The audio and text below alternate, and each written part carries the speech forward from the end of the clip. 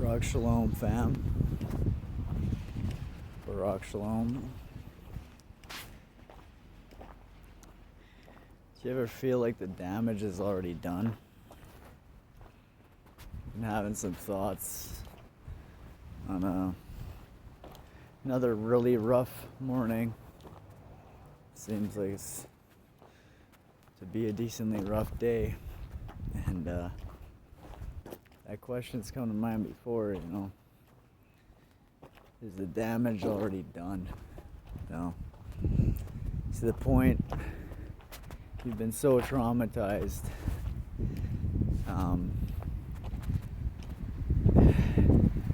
where you've been through the point you've internalized abuse, even started inflicting it upon yourself, self-sabotaging, breaking off friendships, relationships, and I know that earnestly keeping Torah is the key, and following Yahusha. The question still comes to mind: is the damage already done? Can I actually build with anybody, when it seems even the truest seekers earnestly wanting to worship in spirit and truth, they themselves, we're all traumatized wrecks. Seems at times, at least how I feel, Well, I've been delivered. I'm sober over 5 months, not of my own strength. I've escaped the psychiatric system, not dependent. There's no help out here anymore, man. There never was. I had the illusion of being such. The system offers no true help.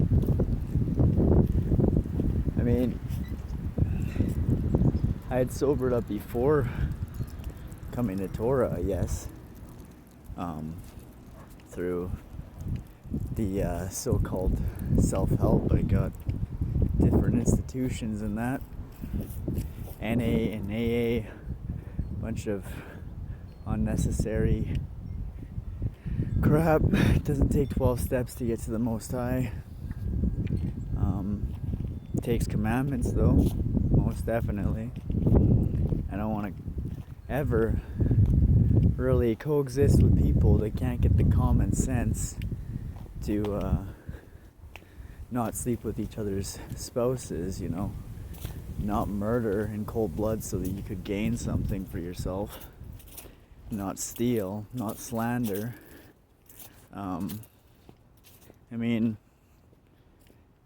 Just that there's, I can't, how could I trust anybody around me that could rationalize such things, for one, And then I come into Torah, seek other people, other Messianic Torah observers, and,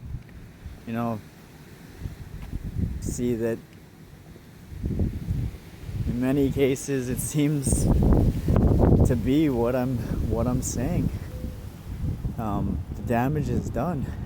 This is why Torah had to be kept in the first place, so that, we wouldn't have generations upon generations of traumatized people continually traumatizing each other. And even here, I don't perceive that it has stopped. Virtuous things like love, all virtuous things, all great virtues are actions. Not you can go and talk about all of that as much as you want, right? And what I'm seeing is that It don't matter how much you talk about it and how many scriptures you quote around it. Are you doing it? Because, you know, like, I've been praying that my own heart doesn't grow cold at this point.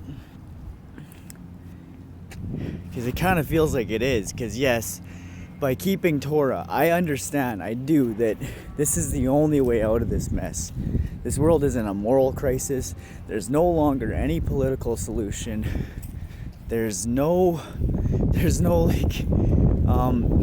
religious solution, no medical solution, nothing that's actually going to address the true problems, you know, like, that's what I was gonna say, you know, I've sobered up before, that don't matter, I had to be delivered through Torah, because if I can sober up, right, there, like, and I'm breaking the commandments in some other way, I am just going to get dragged down into a sinful, disgusting state, whether I like it or not,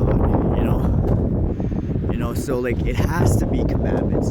We have to have a moral code that is greater than ourselves. That purpose is greater than ourselves. We have to be doing it for the right reasons, you know, actually out of love for Yahuah, loving him with our whole being. And so, and yeah, there's people out within this movement, the various sectors I've observed, who are not in it for the right reasons. And, you know, it's easy to get in your feelings, knowing, like, perceiving how deprived you would see yourself from having a decent life, you know. Things like people had, you know, not many years ago, when people actually honored marriage, when you know, children were raised like a lot healthier, you know, like, not so quickly corrupted by the entertainment and big pharma and you know, all the corrupting influences that, you know, there's so much more of them these days. It's rough, you know. Like, I mean, so what I'm getting to, I guess, you know, what I'm getting to is, yes, I earnestly seek to keep Torah, follow Yahusha. You know, I really try to do the right things for the right reasons most of the time. Lately, I've been kind of scrutinizing my ways to the extent to, it's just that I've come to hate this system, you know. I to the point I don't even want to be here some days. I really, you know, just want the enemy to, you know, like, I have snakes around me in the grass a lot, and I speak truth and they get offended, you know. I ain't one to yell or shout, right? I just speak truth and they start yelling and shouting, and I just keep on speaking it, you know, at a level like I am now, or a bit less, you know.